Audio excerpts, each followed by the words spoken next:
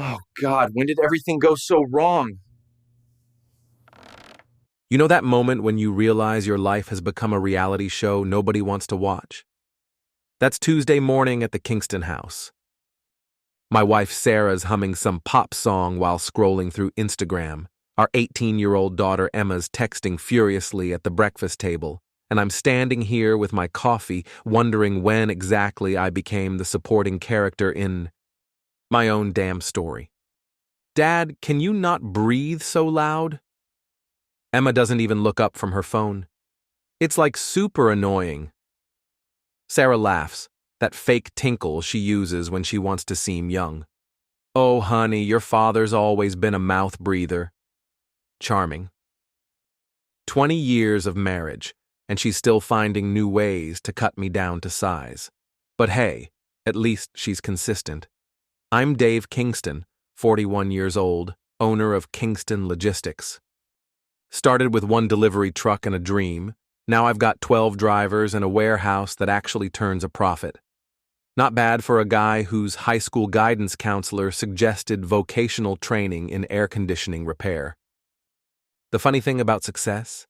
Nobody remembers the nights you ate ramen noodles and slept on the warehouse floor. They just see the nice house in Millbrook Estates and assume you got lucky. I'm heading to the office, I announce to my adoring family. Sarah murmurs, still scrolling.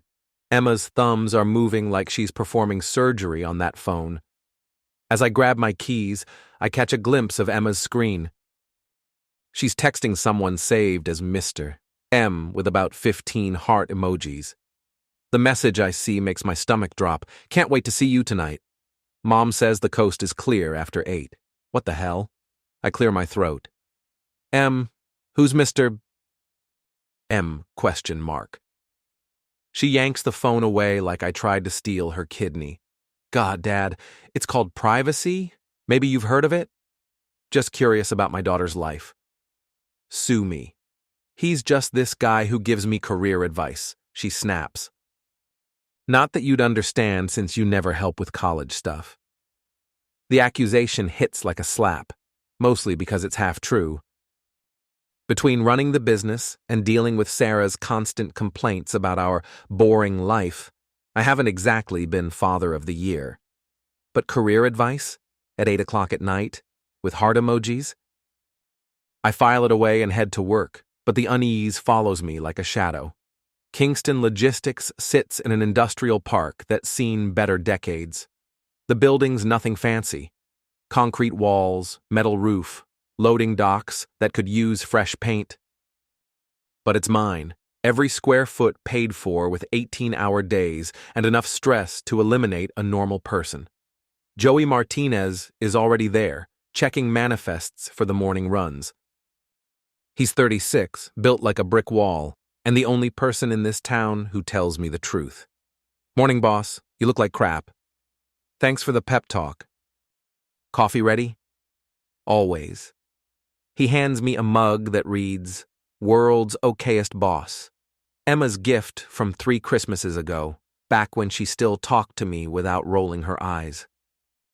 I settle into my office, a glass-walled cubicle overlooking the warehouse floor. The morning flies by in a blur of dispatch calls, billing disputes, and equipment repairs. Normal problems with normal solutions, unlike whatever's happening at home. Around 11, my phone buzzes with a text from Sarah. Having lunch with the girls. Don't wait up tonight. Book club runs late. Book club. Right. Sarah hasn't read a book since college, unless you count celebrity memoirs and Instagram captions.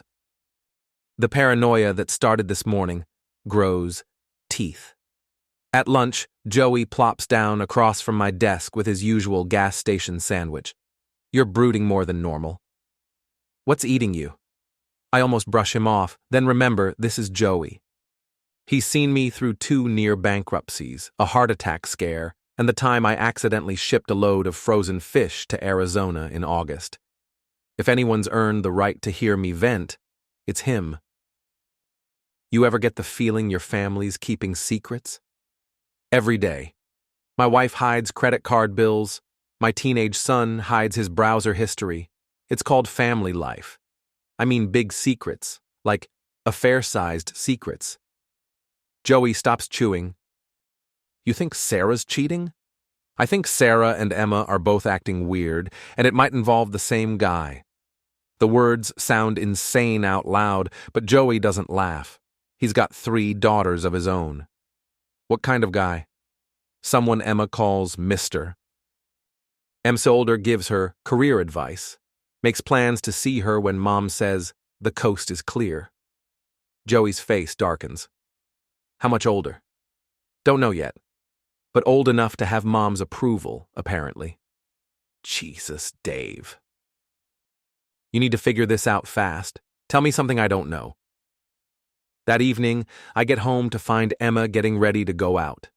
She's wearing makeup that makes her look 25 and a dress that would make a dancer blush. Where are you headed, sweetheart? Study group. She doesn't meet my eyes. For AP history. Dressed like that for studying? Sarah appears from the kitchen, also dolled up. Oh, leave her alone, Dave. She looks beautiful. Girls her age should have fun before college. Fun studying history? It's a mixed group, Emma says quickly. Boys and girls. I want to look nice. Sarah nods approvingly. That's my girl. Make good impressions. They share a look I can't decipher, but it makes my skin crawl. After they leave, separately but within 10 minutes of each other, I sit in my empty house with a beer and my laptop. Time for some detective work. Emma's social media is locked down tight, but teenagers aren't as smart as they think. Her Instagram shows a photo from last week at Romano's, the upscale Italian place downtown. She's not alone. There's a man's hand visible in the corner, wearing an expensive watch and a wedding ring. The caption reads, "Dinner with my mentor, learning so much about business and life. Das di da da, zada, blessed da, mentorship, da, future entrepreneur." The comments make me want to throw my laptop across the room. OMG, Emma, he's so sophisticated. Living your best life, girl. Age is just a number when it comes to wisdom. That last one's from someone named Lexi Morrison, Emma's best friend since middle school. I dig deeper into the photo's tagged location and find more pieces. Romano's has an Instagram page where they post customer photos. There's Emma and her mentor from the same night, but in this shot, I can see his face. Martin Blake. I know that name.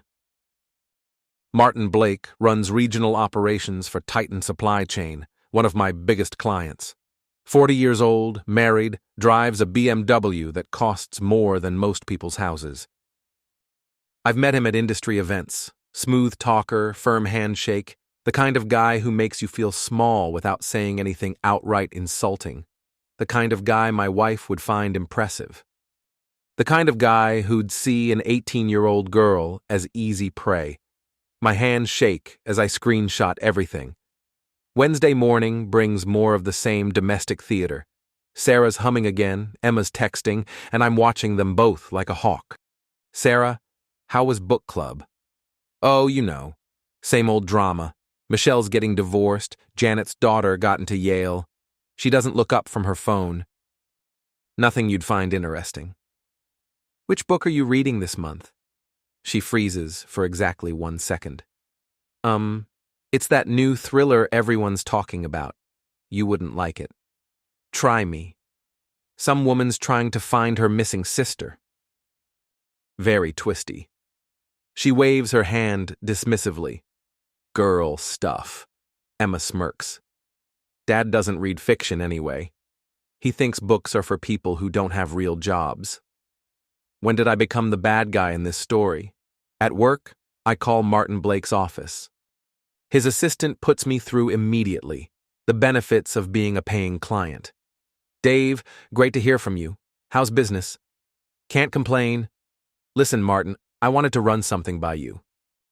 My daughter Emma's looking at business schools, and I thought maybe we could grab lunch sometime, get your perspective on the industry. Emma Kingston? Actually, I've already met her. Bright girl. Very mature for her age. The words hit me like a punch to the gut. He's not even trying to hide it. Is that right? Where'd you meet her? Through mutual friends. We've had coffee a few times to discuss her future. She's got real potential, Dave. You should be proud. Coffee, right? Maybe the three of us could meet sometime. Family dinner or something. A pause. That might be complicated. Emma mentioned you and your wife are having some difficulties. She wouldn't want to put you in an awkward position. Difficulties? What difficulties? Sarah and I barely talk, but that's not the same as having problems, unless Emma's painting a picture that makes dear old Dad look like the villain. I think there might be some misunderstanding. No worries, Dave. These things happen. Emma's lucky to have someone she can talk to during tough times. Sometimes young people need guidance from outside the family, you know. The line goes dead. I sit there, staring at the phone, feeling like the world just tilted sideways. My daughter's telling this man our family has problems. She's positioning herself as the sufferer who needs rescue, and my wife is helping. That evening, I follow Sarah to her book club. She drives to the Marriott downtown, parks, and walks straight to the bar like she's done this before. Martin Blake is waiting in a corner booth. I watch from the parking garage as they kiss. Not a friendly hello peck, a full contact, tongue-dancing, hands-wandering kiss that makes my stomach turn. 20 years of marriage. 20 years. I take photos through the restaurant window, hands shaking with rage. But as I'm focusing the camera, I notice something else. In the background, near the hostess station, there's Emma. She's talking to a young man about her age, but her eyes keep darting to her mother's table. She's watching. She knows exactly what's happening. As I'm processing this, Emma walks over to Martin and Sarah's booth. Sarah looks surprised for about 2 seconds, then scoots over to make room. The three of them sit together like this is perfectly normal. Like they're all in on something. My phone buzzes with a text from Emma. At study group. Running late, don't wait up. Another text from Sarah. Book club getting intense. Might grab drinks after. They're sitting 15 feet apart, lying to me in real time. I drive home in a haze of fury and disbelief. My wife is cheating with a business contact. My daughter is helping her do it. And they're both treating me like I'm too stupid to figure it out. Big mistake. Thursday morning, I call in sick to work for the first time in 3 years. Joey's suspicious but doesn't ask questions. I spend the day researching Martin Blake like I'm building a legal case. The man's got a pattern. Divorced twice, both times for irreconcilable differences that probably involved him screwing around. Currently married to wife number 3, a sweet-looking woman named Patricia, who posts a lot of charity fundraiser photos on Facebook. He drives a restored 1969 Mustang on weekends, his pride and joy, judging by the dozens of photos on his social media. The car's worth more than most people's college funds. More digging reveals Martin's been targeting women in the logistics industry for years. Not employees, that would be maltreatment, but wives of clients, daughters of business partners, anyone who gives him access without professional consequences. He's careful, smart, and he's been playing this game a lot longer than my family's been falling for it. By afternoon, I've got a plan. It's not legal, it's not nice, and it's definitely not something the old Dave Kingston would do. But the old Dave Kingston never had his wife and daughter team up to humiliate him. I start with Emma's phone. She leaves it on the kitchen counter while showering, teenagers and their false sense of security. I don't hack it or install spyware. I just flip through her recent messages. The stuff with Martin makes me want to throw up. Not graphic, but intimate. Lots of, you understand me like nobody else, and age is just a number garbage. She's sending him photos. Not without clothes photos, but definitely not appropriate for a business mentorship. But it's the messages with her friends that really tell the story. Emma to Lexi. OMG. Mom is so jealous, but she can't say anything because she's doing the same thing. Lexi to Emma. This is so messed up, but also kind of hilarious. Like you're competing with your mom for the same guy? Emma to Lexi. Right? And the best part is, Dad has no clue. He thinks Mom is at book club and I'm studying. We could probably rob a bank, and he wouldn't notice. Lexi to Emma. Be careful, though. My mom says Martin Blake has a reputation. Like he's done this before with other families. Emma to Lexi. That just means he knows what he's doing. Mom's getting old anyway. She had her turn. I screenshot everything. Sarah's phone is trickier, but she's predictable. Her password is Emma's birthday, because of course it is. Her messages with Martin are steamier than Emma's, full of plans for weekend getaways and complaints about her boring husband who only cares about trucks. But the real goldmine is the group chat with her mom friends. Sarah's been trash-talking me for months, painting me as an emotionally absent workaholic who ignores his family. She's been building sympathy for weeks, setting up the narrative that she deserves better. The woman's been planning this affair like a military campaign. I forward myself copies of everything, then delete the sent messages from both phones. Let them think their secrets are safe a little longer. That night over dinner, I put on my best oblivious husband act. So, Em, how's the college prep going? You've been working really hard lately. She exchanges a glance with Sarah. It's going well. My mentor's been super helpful with essay writing and stuff. That's great. Maybe I should meet this mentor, thank him for all his help. Oh, that's not necessary. Sarah jumps in. Emma needs to handle these relationships herself. It's part of growing up. Still, I'd like to show my appreciation. What's his name again? Emma shifts uncomfortably. Martin Blake. But Dad, seriously, it's fine. You don't need to get involved. I nod, like that settles it. But inside, I'm planning Martin Blake's destruction. By the way, I add casually, I might be working late tomorrow night. Big client meeting. Don't wait up. Both their faces light up, though they try to hide it. Oh, what a shame, Sarah says. I was hoping we could do something as a family. Sure she was. Friday evening, I tell Joey I'm handling family business and might need backup. He doesn't ask questions, just hands me his spare phone and tells me to call if things get ugly. I park across from the Sunset Motel on the edge of town, one of those places that rents by the hour and doesn't ask for ID. The kind of place Martin Blake would pick for discretion. Sure enough, his BMW pulls in at 7:30. 5 minutes later, Sarah's Honda arrives. They disappear into room 237. At 8:15, Emma shows up in her Honda Civic.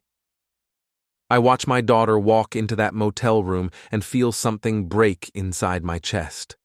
Whatever innocence was left in our family just died in a gravel parking lot under flickering neon lights. But instead of charging in and making a scene, I wait. I take photos. I document everything. At 9:45, all hell breaks loose on its own. Shouting erupts from room 237, loud enough to carry across the parking lot. The door flies open and Emma storms out, followed by Sarah, followed by Martin in his underwear. You said she wasn't coming. Emma screams at her mother. You said you were working late. Sarah screams back. Martin's trying to play peacemaker in his boxer shorts. Ladies, please, we can work this out like adults. Adults? Emma's voice hits a pitch that probably terrifies dogs. Adults don't compete with their teenage daughters for the same man. I am not competing with you. Sarah shrieks. I was here first. First? Martin looks confused. Sarah, you never said Emma was... Wasn't what? Emma demands. Wasn't supposed to find out you were also screwing my mom? The motel manager pokes his head out of the office, clearly debating whether to call the cops or charge admission. This is my moment. I step out of my truck and walk across the parking lot like I own the place. All three of them freeze when they see me. "Well," I say, pulling out my phone to take a nice family photo. This is awkward. Martin scrambles back into the room for his clothes. Emma bursts into tears. Sarah goes on the attack. "Dave, what are you doing here? Are you following me?" "Just happened to be in the neighborhood." Funny thing about small towns, you run into people everywhere. I look around at the assembled crowd. Nice family outing. Real, classy venue. "Dad, I can explain," Emma starts. "Oh, sweetheart, I think the pictures explain everything." I wave my phone. Though I have to say, I'm impressed. You two really committed to the whole family that plays together, stays together thing. Sarah's face goes white. "You can't what? Document my wife and daughter's heartwarming mentorship program? Share some candid family photos with friends?" I smile like a shark. "I'm just proud of my girls for finding common interests." Martin emerges from the room fully dressed, trying to salvage some dignity. "Dave, this isn't what it looks like." "Martin Blake, right? Regional operations for Titan Supply Chain?" "Married to Patricia Blake, lives at 1247 Oakwood Drive." I recite his information like I'm reading a phone book. "Don't worry. I'm sure Patricia would love to hear about your mentorship program too." Very hands-on approach. His face goes gray. "You're insane," Sarah hisses. "This is maltreatment." "Maltreatment?" I'm just documenting a beautiful family moment. Look how happy everyone looks. I snap another photo of their horrified faces. These will make great Christmas cards. Emma's crying harder now. "Dad, please don't." "Don't what, baby girl? Don't share these precious memories? Don't tell your friends at school about your sophisticated new boyfriend?" "I bet Lexi would love to hear about your summer internship program." The threat hits home. Emma's social circle would destroy her if this got out. "You fool!" Sarah snarls. "You can't blackmail your own family." "Blackmail? That's a strong word. I prefer family documentation." I look at Martin, who's edging toward his car. "By the way, Martin, does Titan's HR department know about their regional manager's employee relationship policies? I bet they'd find this educational." He stops moving. "Here's what's going to happen," I continue, my voice deadly calm. "Martin's going to walk away from my family and never contact either of them again. Emma's going to focus on her studies and stop texting middle-aged men. And Sarah," I pause for effect. "Sarah's going to decide whether she wants to stay married or file for divorce. But either way, she's going to stop lying to me." "And if we don't?" Sarah challenges. I hold up my phone again. "Then everyone in Millbrook Estates gets to see the photos. Everyone at Emma's school gets to see the photos. Everyone at Martin's company gets to see the photos. And everyone on social media gets to see what happens when family values meet motel values." Martin finally speaks up. "Dave, be reasonable. Let's handle this like businessmen." "Business?" I laugh. "Martin, you just screwed my wife and my daughter in the same motel room. This stopped being business the moment you made it personal." The silence stretches like a rubber band about to snap. Finally, Martin gets in his BMW and drives away without another word. Emma runs to her car, sobbing. Sarah stands there in the parking lot, staring at me like she's seeing a stranger. 20 years, she whispers. 20 years, I agree. And this is how it ends. In a motel parking lot, fighting over a man who just abandoned both of you, the second things got complicated. She gets in her car and follows Emma home. I stand there alone under the buzzing neon sign, feeling empty and victorious at the same time. The weekend is tense as a funeral. Nobody talks at breakfast. Nobody makes eye contact. The house feels like a bomb waiting to go off. Sunday afternoon, Sarah finally breaks. We need to talk. We sit in the living room like strangers negotiating a business deal. I want a divorce, she says. I figured I want half of everything. The house, the business, Emma's college fund. Good luck with that. Her eyes narrow. What's that supposed to mean?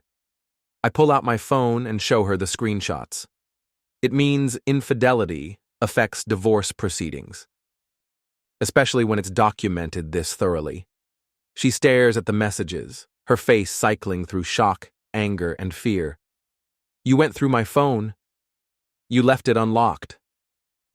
I just happened to see some interesting conversations about your boring husband who only cares about trucks. Dave, no. I put the phone away. Here's my counteroffer. You can have the Honda, your clothes, and whatever cash is in your personal checking account. Everything else stays with me. That's insane. I have rights. Rights? You mean like the right to humiliate your husband with a business client? The right to involve your teenage daughter in your affair? Those kinds of rights? She tries a different approach. Think about Emma. This will destroy her if it comes out. Maybe Emma should have thought about that before she decided to compete with her mother for the same man. Sarah flinches like I slapped her. She's 18, Dave. She made a mistake. She's 18, and she helped you cheat on me. That's not a mistake. That's a choice. A really stupid choice. We sit in silence for a moment. What do you want? She finally asks. I want my life back. I want my dignity back. I want to stop feeling like a fool in my own house. And Martin? Martin's problem is between him and his wife now. Though I suspect Titan Supply Chain might have some questions about their regional manager's extracurricular activities. Sarah's face goes pale. You contacted his company? Not yet. But the day's young. Monday morning, I'm back at the office early, catching up on work I missed during my amateur detective phase. Joey brings coffee and sits down without being invited. You look better. Feel better too. Handle that family business? You could say that. Need me to handle anything else? I consider this. Joey's got connections all over town, guys who know guys, people who owe favors. But I'm not looking to hurt anyone physically. I just want them to understand consequences. Actually, yeah. You know anyone at Titan Supply Chain? My cousin Pete works in their warehouse. Why? Pete might be interested to know that their regional manager likes to mix business with pleasure. Specifically, he likes to target clients' family members. Joey nods slowly.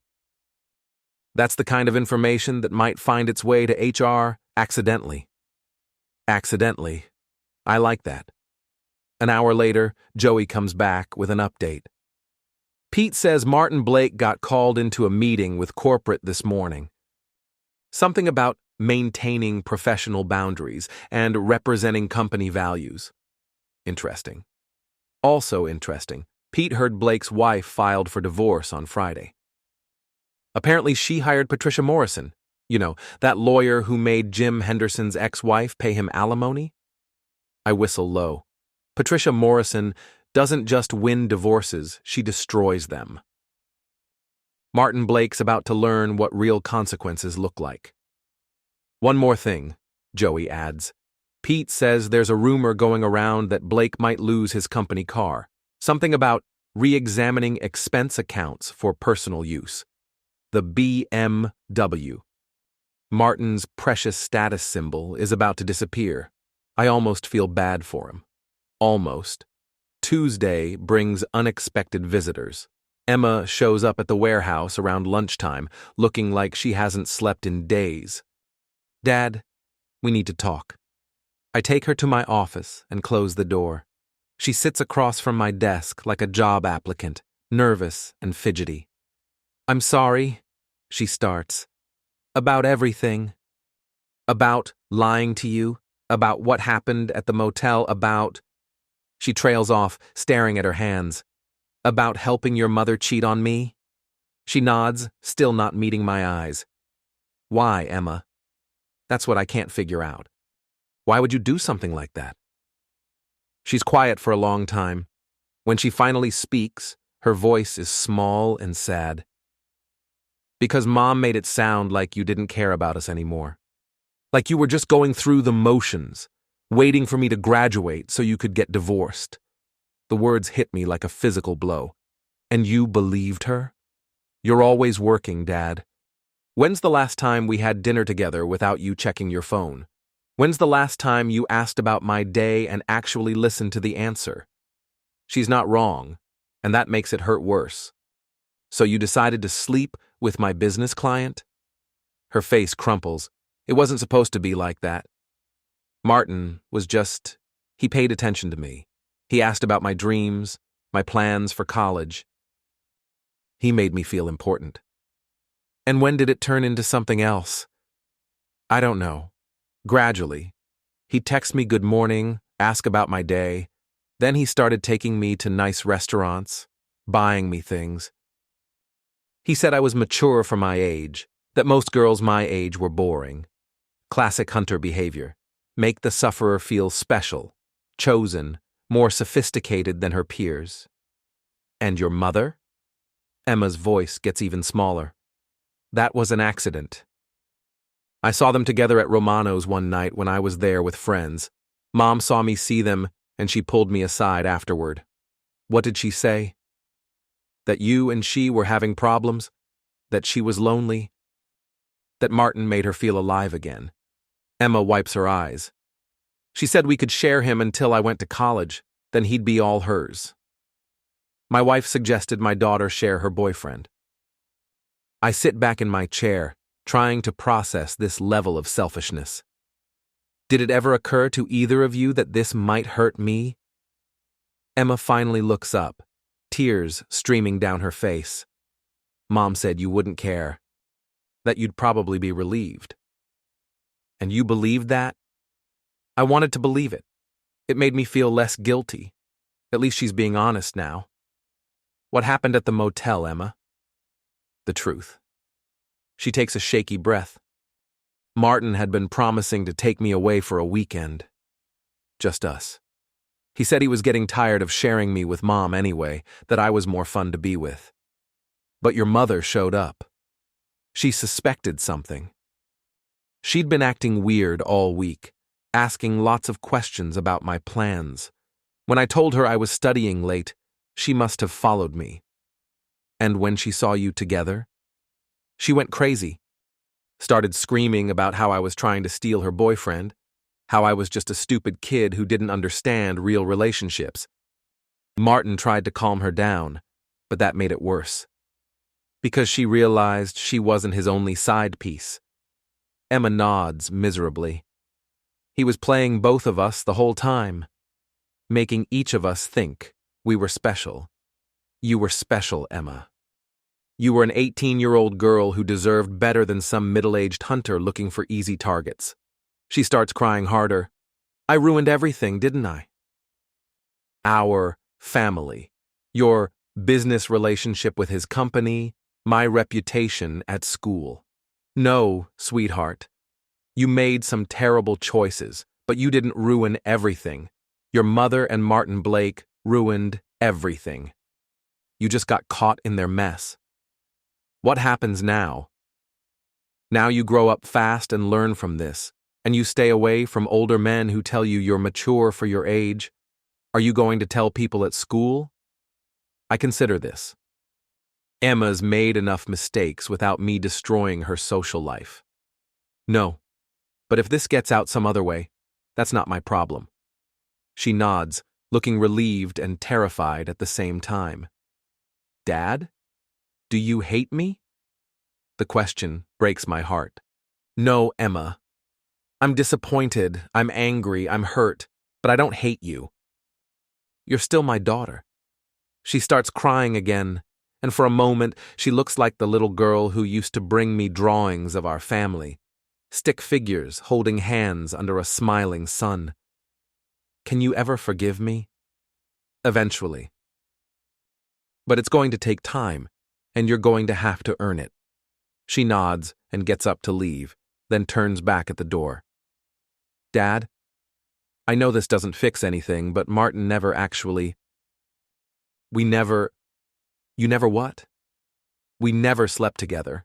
I mean, we did other stuff, but not that. He said he was waiting for me to turn 19 because it would be more appropriate. Small mercies, I guess. After she leaves, I sit in my office thinking about the conversation. Emma's a sufferer here too, manipulated by an experienced hunter and her own mother's selfishness. She doesn't deserve to have her life destroyed over this. But she also doesn't deserve to escape consequences entirely. I pick up my phone and call Emma's best friend, Lexi's mother, Janet Morrison. Hi, Janet. It's Dave Kingston. I wanted to give you a heads up about something involving our girls. Wednesday morning brings the consequences Emma was worried about. Janet Morrison has a mouth like a megaphone and the discretion of a TMZ reporter. By lunchtime, half of Millbrook Estates knows that Emma Kingston was involved with an older man, and that Sarah Kingston was having marriage problems. The gossip mill doesn't have all the details, but it has enough to make life uncomfortable. Emma texts me from school. Everyone's staring at me. Some girls are whispering, "This is awful." I text back, "Actions have consequences. This is what consequences look like." Sarah shows up at the warehouse that afternoon, furious. "You told Janet Morrison about our private family business." I told Janet Morrison that her daughter's best friend was involved with a man twice her age and might need some guidance. That's called looking out for my community. You're destroying Emma's reputation. Emma destroyed Emma's reputation. I'm just making sure the damage doesn't spread to other families. Sarah's face is red with rage. You fool. You're punishing her because you can't punish me. I'm protecting other teenage girls from making the same mistake Emma made. Martin Blake has a pattern, Sarah. Emma wasn't his first sufferer, and she won't be his last unless people know what kind of man he is. She's your daughter. Exactly. She's my daughter, not your accomplice. Maybe if you'd remembered that 6 months ago, we wouldn't be having this conversation. Sarah storms out, but not before making one last threat. This isn't over, Dave. I'll make you pay for this. Bring it on. Thursday brings news from Joey's cousin Pete. Martin Blake has been reassigned to a position with another company, Titan's polite way of firing someone without admitting liability. His company car has been repossessed, his expense account has been frozen, and his access to client information has been revoked. More importantly, word is spreading through the logistics industry. Martin Blake is radioactive now. Nobody wants to hire the guy who can't keep his personal life separate from business relationships. His career in regional management is effectively over. I should feel satisfied, but mostly, I just feel tired. That evening, Sarah comes home with boxes and suitcases. She's moving out, taking only what we agreed on, her car, her clothes, and the contents of her personal bank account. We don't speak as she packs. There's nothing left to say. Emma helps her load the car, both of them crying. As they're finishing, Sarah turns to me one last time. "I hope you're happy. You got your revenge." This isn't revenge, Sarah. This is consequences. There's a difference. What's the difference? Revenge would have been sending those motel photos to your mother. Her face goes white. She hadn't considered that possibility. They drive away in separate cars, leaving me alone in the house we'd shared for 15 years. I walk through the empty rooms, remembering better times. Emma's first steps in the living room. Christmas mornings by the tree. Sarah laughing at my jokes back when she still found me funny. All of it feels like a different lifetime. Friday afternoon, I'm closing up the warehouse when an unfamiliar car pulls into the parking lot. A woman in an expensive suit gets out and walks toward me with purpose. "Mr. Kingston, I'm Patricia Blake. I think we need to talk." Martin's soon-to-be ex-wife looks like she means business. Designer clothes, perfect hair, and eyes that could cut glass. Mrs. Blake, I'm sorry about your situation. Are you... She studies my face. Because I get the feeling you're not sorry at all. I gesture toward my office. Would you like to come in? She follows me inside, declining my offer of coffee with a curt shake of her head. I want to thank you, she says once we're seated. Thank me for documenting my husband's affair so thoroughly.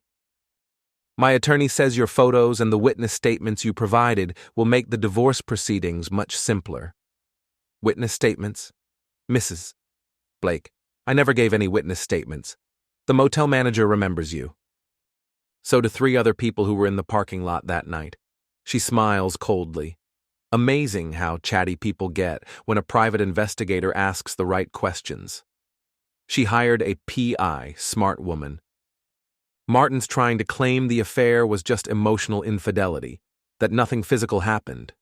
But thanks to your evidence, we know better. I'm glad I could help, I suppose. Oh, you did more than help. You destroyed him completely.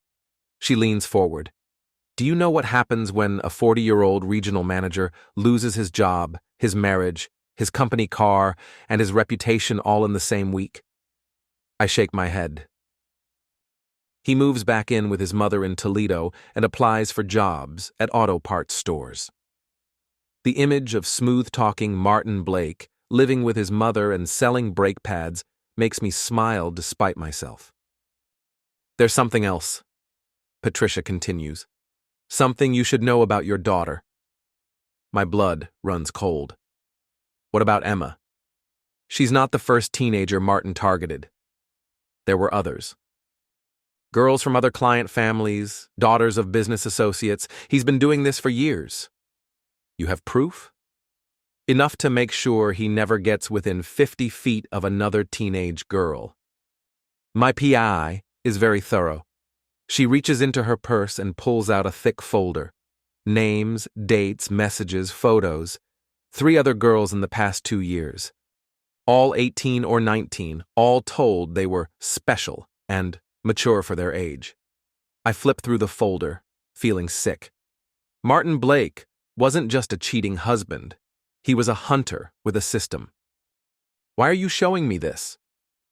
Because your daughter was lucky. The others weren't. What do you mean? Patricia's expression softens slightly. Mr. Kingston, Emma may have made poor choices, but she got out before he completely destroyed her self-worth. The other girls, let's just say they required professional counseling. The implications hit me like a freight train. Emma could have ended up psychologically damaged for years. Instead, she walked away with nothing worse than embarrassment and a hard lesson about trusting the wrong people. I wanted you to know that what you did, exposing him, destroying his career, you probably saved other girls from going through what these 3 went through. She stands to leave, then pauses at the door. Your wife, though. She knew. Knew what? About the other girls. Martin bragged about his conquests to her. She thought it was exciting to be with a man who was so experienced with younger women. The room starts spinning. Sarah didn't just enable Martin's pursuit of Emma. She actively encouraged it, knowing he had a history of damaging teenage girls. Mrs. Blake, no need to say anything. I just thought you should know exactly who you were married to. After she leaves, I sit in my office staring at the folder. Pictures of young girls who look devastated, text messages full of manipulation and emotional misuse, therapy records documenting the damage Martin Blake left behind. Emma got lucky. We all got lucky. But Sarah knew. She knew, and she helped him anyway. That weekend, I decide it's time to have another conversation with my daughter. She's staying with Sarah at a motel across town. Apparently, my wife's new apartment won't be ready for another week. I find them at the Denny's on Route 9, sitting in a back booth looking miserable. Emma's wearing sunglasses inside, probably to hide the fact that she's been crying. Sarah looks like she hasn't slept in days. I slide into the booth across from them. We need to talk. Dad, please, Emma starts. I can't handle another lecture. This isn't about you, Emma. Not directly. Sarah tenses. What do you want, Dave? I pull out my phone and show them a photo from Patricia Blake's folder. Martin, with his arm around a dark-haired girl who looks about Emma's age. Who is this? Emma studies the picture. I don't know. Why? This is Jessica Chen. She was Martin's mentee 2 years ago. Want to guess how that ended? Sarah's face has gone completely white. Dad, what are you talking about? I pull out another photo. This is Amy Rodriguez. Last year. And this is Katie Murphy from 18 months ago. Emma takes the photos with shaking hands. I don't understand. Martin Blake has been targeting teenage girls for years, Emma. You weren't special. You weren't mature for your age. You were just next on his list. The sunglasses can't hide the fact that Emma's started crying again. But he said the same things to all of them. Word for word, probably. It's a script he's perfected. Sarah tries to interrupt. Dave, that's enough. No, it's not enough. I turn to face my wife. Tell her, Sarah. Tell Emma what you knew about Martin's history. I don't know what you're talking about. Patricia Blake says otherwise. She says Martin bragged to you about his conquests. She says you found it exciting. Emma turns to stare at her mother. Mom? Is that true? Sarah's mouth opens and closes like a fish gasping for air. Tell her, Sarah. Tell our daughter how you knowingly fed her to a hunter because you thought it was sexy. That's not... I didn't... Sarah's voice cracks. It wasn't like that. Then what was it like? Emma's voice is getting louder. Did you know he'd done this before or not? The silence stretches until Sarah finally nods. Oh my God. Emma stands up so fast she knocks over her water glass. You knew? You knew he was a creep and you still... Emma, honey, please. Don't you dare call me honey. You pimped me out to your boyfriend. The entire restaurant is staring now, but Emma doesn't care. You let him manipulate me because you were too selfish to keep him to yourself. That's not how it happened. Then how did it happen, Mom? Because I'm starting to think everything you told me about Dad not caring was a lie too. Sarah tries to reach for Emma, but she backs away like her mother has a contagious disease. Don't touch me. Don't ever touch me again. Emma runs out of the restaurant, leaving Sarah sobbing in the booth. Congratulations, Sarah whispers. You turned my own daughter against me. I didn't turn her against you, Sarah. You did that yourself when you decided your sexual thrills were more important than her safety. You don't understand. I understand perfectly. You were willing to sacrifice our daughter's innocence to keep your boyfriend interested. That's not a mistake, Sarah. That's evil. I get up to leave, then turn back. Emma's moving back home. You can see her when she's ready, but I'm not forcing her to have a relationship with someone who put her in danger. You can't keep her from me. I'm her mother. You're the woman who gave birth to her. A mother would have protected her. I walk out, leaving Sarah alone with the ruins of her choices. Emma comes home Sunday night with one suitcase and a lot of apologies. We spend the evening talking, really talking, for the first time in years.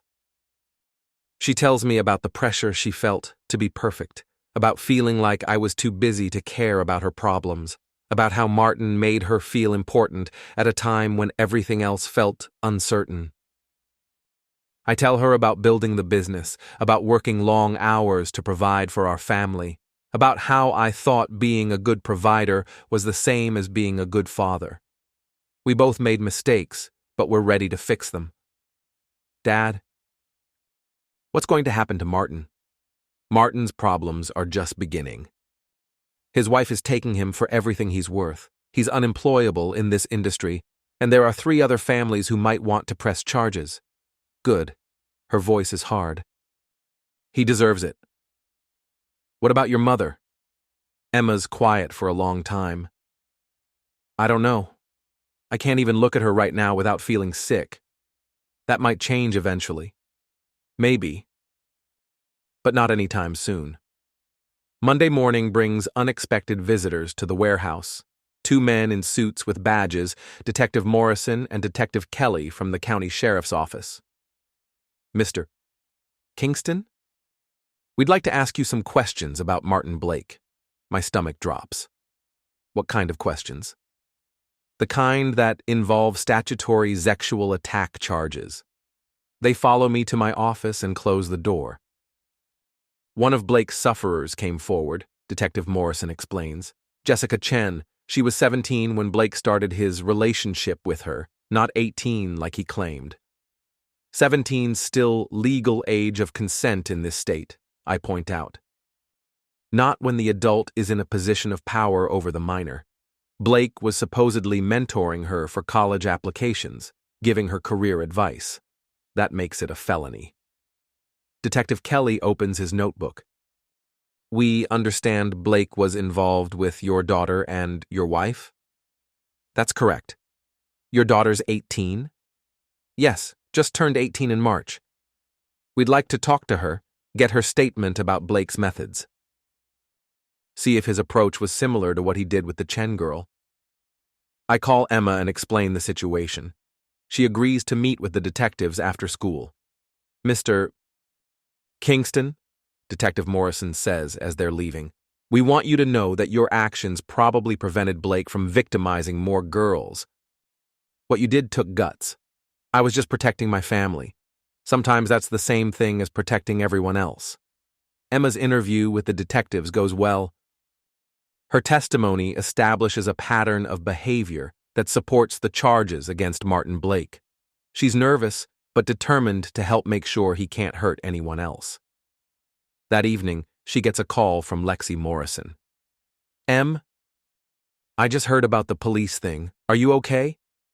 I'm fine. Tired, but fine. Listen, I need to tell you something. About the whole Martin thing, some of the girls at school are saying you're like a sufferer and stuff. That he was a hunter who tricked you. Really? Yeah, like nobody's making fun of you anymore. They're actually kind of impressed that you're helping the police catch him. High school social dynamics are weird, but I'll take support over mockery any day. Thanks for telling me, Lex. Em? I'm sorry I thought the whole thing was exciting at first. I didn't realize how serious it was. It's okay. I didn't realize either. After she hangs up, Emma seems lighter somehow. The girls at school don't think I'm a total idiot anymore. You were never a total idiot, Em. You were a teenager who got manipulated by an expert. Still feel pretty stupid. Feeling stupid means you learned something. That's how wisdom works. 2 weeks later, Martin Blake is arrested at his mother's house in Toledo. The charges include statutory sexual attack, sexual misconduct, and exploitation of a minor. The news makes the local papers, including a detailed account of his pattern of targeting teenage girls. Sarah calls that night, drunk and hysterical. This is your fault. You destroyed him. You destroyed everything. Sarah, Martin Blake destroyed himself. I just documented it. He was a good man. He understood me. He was a hunter, and you were his accomplice. I loved him. No, you didn't. You loved feeling young and desirable again. You loved having someone tell you what you wanted to hear. That's not love. That's narcissism. She starts sobbing. I lost everything. My marriage, my daughter, my home. I have nothing left. For a moment, I almost feel sorry for her. Then I remember Emma crying in that motel parking lot. You made your choices, Sarah. Live with them. I hang up and block her number. 3 months later, Emma starts her freshman year at State University. She's majoring in business administration and plans to take over Kingston Logistics someday, assuming she still wants to, after she sees how boring the day-to-day operations really are. Martin Blake pleads guilty to reduced charges and gets 3 years in prison. His divorce is finalized, leaving him with massive debt and a criminal record. Patricia Blake sends me a thank you card with a photo of her new house, bought with Martin's half of their assets. Sarah moves to another state to live with her sister. Emma gets occasional texts from her, but she's not ready for a relationship yet. Maybe someday.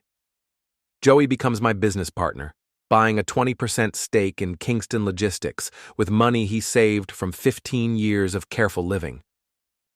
The company's doing better than ever, partly because word got around that I'm someone you don't want to cross. Reputation matters in the logistics business. 1 year later, I'm closing up the warehouse when Emma stops by after her shift at the campus bookstore. She's home for Thanksgiving break, looking healthy and happy, and nothing like the broken girl who cried in a motel parking lot. Dad? I wanted to thank you. For what? For saving me from Martin. For making me face consequences. For not letting me get away with hurting you just because I was young and stupid. You don't need to thank me for being your father. Yes, I do. Because you could have just kicked me out or let me keep making terrible decisions. Instead, you made sure I learned from my mistakes without letting them destroy my life. She hugs me tight, and for a moment I remember her as a 5-year-old bringing me dandelions from the backyard. I'm proud of you, Em. You took a horrible situation and learned from it. That takes courage. I had a good teacher. As she drives back to her dorm, I think about the past year. My marriage is over, my relationship with Emma is stronger than it's been in years, and my business is thriving. Martin Blake is in prison where he belongs, and his pattern of victimizing teenage girls is finished. It's not the family I planned to have, but it's the family I built from the wreckage of lies and betrayal. Sometimes the best revenge is just refusing to be a sufferer. Sometimes justice looks like consequences finally catching up to people who thought they were too smart to get caught. And sometimes the ending isn't happy, but it's honest. I lock up the warehouse and drive home to my empty house, feeling something I haven't felt in years. Peace.